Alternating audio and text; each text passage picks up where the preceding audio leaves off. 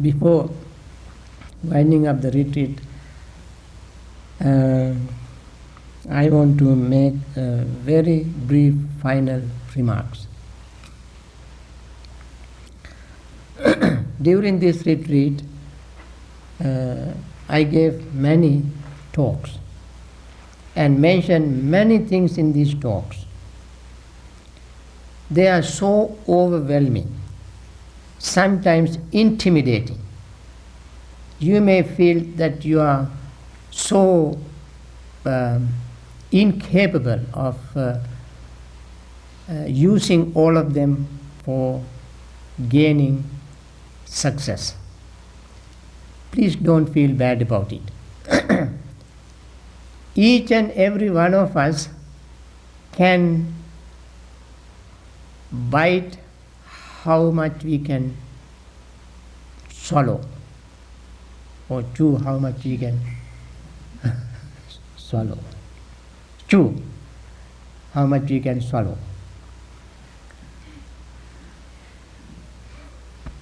So, bite how much we can chew. Whatever. Don't bite off more than you can chew. Eh? The idiom is don't bite off more than you can chew. I see. So, thank you. So, please don't feel bad about it. Practice whatever you can. Practice whenever you can. More frequently you practice, the better. And leave out all the details for later practice. As you keep practicing, the details, you begin to see the details coming into play. They all will join together at one point. Until such time, don't worry about the details. Take a very simple step and make consistent and repeat.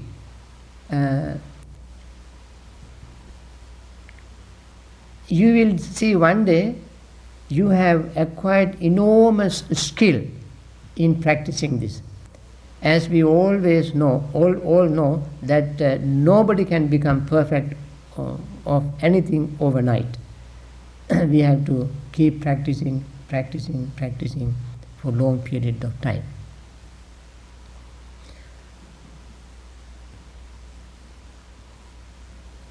Jhana meditation and vipassana meditation, as I said, are complementary to each other. In fact, I won't hesitate to go a step further to say that in fact jhana meditation unfold the vipassana strength of vipassana. When we have concentration, that concentration opens the door for vipassana practice. I think I mentioned in the fourth jhana, when we reach the fourth jhana, among many characteristics, one is purifying the mind, purifying the mindfulness because of the presence of equanimity. And that is very important factor to remember. And that means vipassana is within jhana or concentration meditation. And also in vipassana meditation there is concentration meditation. In concentration meditation there is vipassana. For instance, vipassana will not become successful without concentration. And concentration will not become successful without vipassana. Mindfulness or sati is always present in any wholesome practice.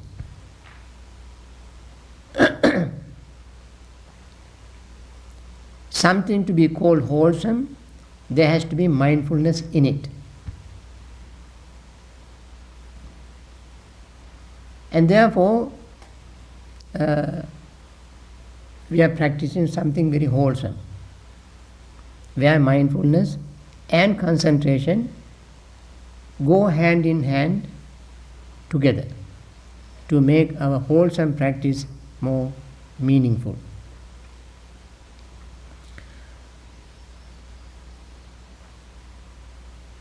Concentration is leading everything else. That is why, as I mentioned earlier, Buddha said, Samadhi pamukha sabbhe dhamma. Samadhi pamukha. Pamukha means leader, leading, going ahead of everything. Samadhi is concentration. Even wisdom will open only when there is samadhi. If there is no samadhi, wisdom will not open. In fact, even in the Noble Eightfold Path, there are two other steps after samadhi. Right concentration. After right concentration, there is right wisdom. It is the wisdom that open the gate of, it is the concentration that opens the gate of wisdom. And when when the gate of wisdom is open, then yatha bhuta jnana darsana arises. That means vision and knowledge of seeing things as they really are take place. For all these things to happen, there must be concentration. So, sometimes people might think that when we practice vipassana, we can use vipassana for our daily work, daily activities. Mindfully we do this, mindfully we do that, mindfully we eat, mindfully we walk, mindfully we talk, and so forth and so on. Since people have heard this for a long period of time over and over again, they think if they have mindfulness, that is more practical. They wonder what this concentration got to do in our daily life.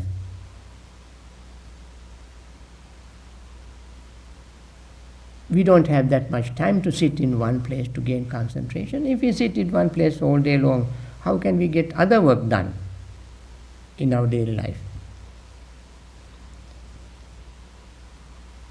Therefore, concentration appears to them to be impractical. But friends, if you gain concentration in the morning, if you practice metta in the morning and keep up with metta all day long, it may not be a vipassana subject, but it calms your mind. It will reduce your agitation, reduce your excitement, because you can focus your mind on what you are doing. Concentration trains the mind to focus it on what we are doing. And even vipassana becomes more effective, more strong when we have concentration. In addition to making the body and mind relax, experiencing peace, experiencing joy, happiness, we also can use that concentration to practice vipassana more effectively. Therefore, although we want to be mindful all the time, we must use mindfulness with the combination of concentration. It is not the jhanic concentration. Jhanic concentration you can get only when you are sitting in one place still, quietly, for a certain period of time. But That training for gaining gaining jhana helps you to make your daily life more calm and more peaceful, even if you don't have deep concentration. And therefore, jhanic training, you are aiming at the first prize.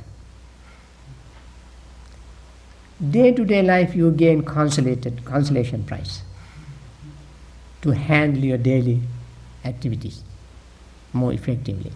And therefore, don't get discouraged thinking that jhanic meditation is not practical.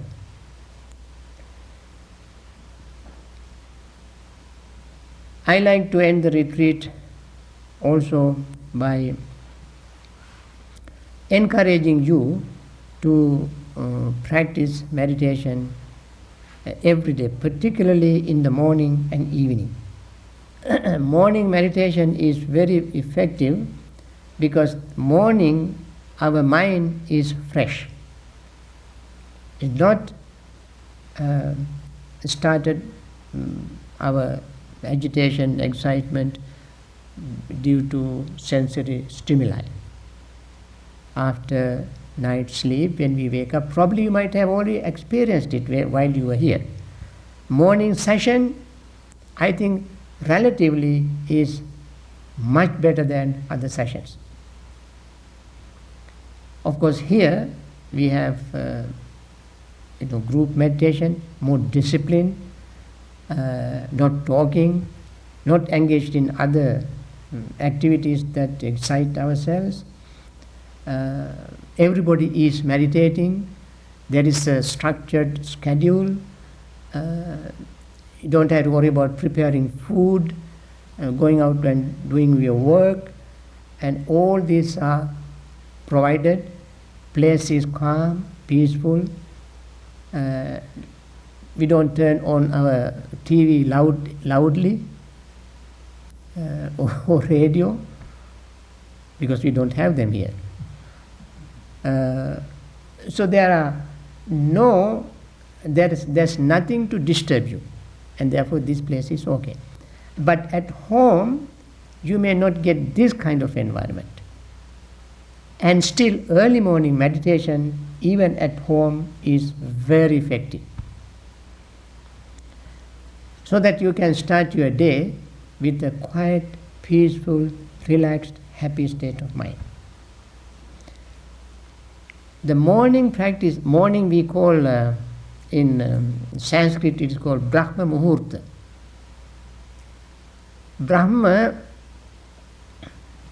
in Buddhist tradition, Brahma means the best.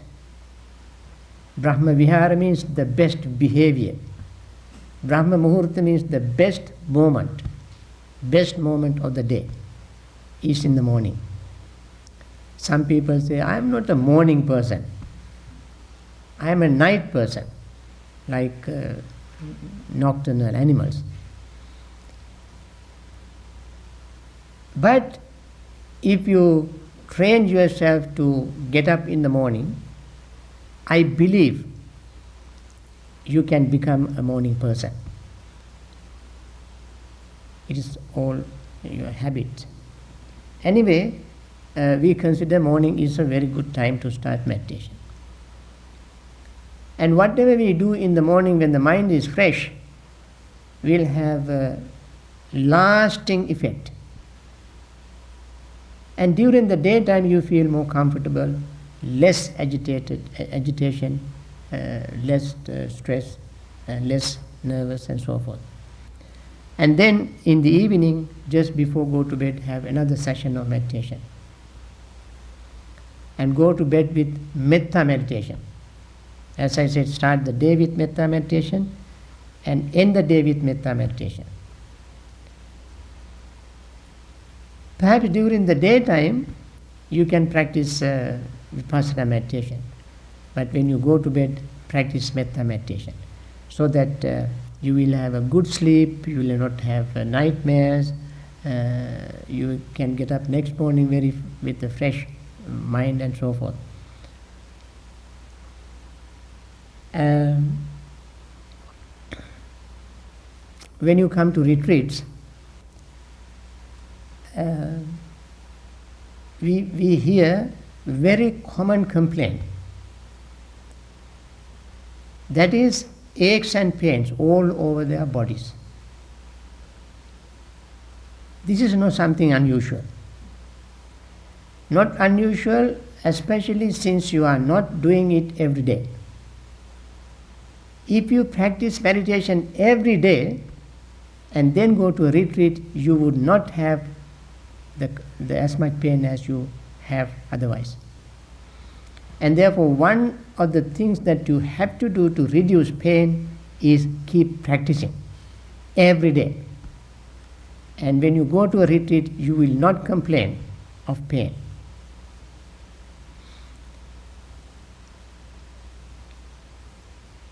Also, as I mentioned, we all try to live quite quality life that comes from our meditation practice, not from anything material. They may give us certain physical comfort, but they don't improve the life's quality. Life's quality is good state of mind. Life quality comes from the healthy state of mind, clean, trouble-free state of mind. Then the entire life would be very, very qualitative life, happy life, peaceful life. So with these few encouraging words, I like to end the retreat. Plus, you need a few minutes to say something, okay? And then when she finished her share of remarks, then we will administer the 5 precepts and have very short devotional service, and then end the retreat. And I enjoyed your being here, and you all are very serious, very honest, sincere meditators, and that is very encouraging, and we are very pleased to see that more and more people are getting involved in practicing meditation. And thank you for coming, and come again.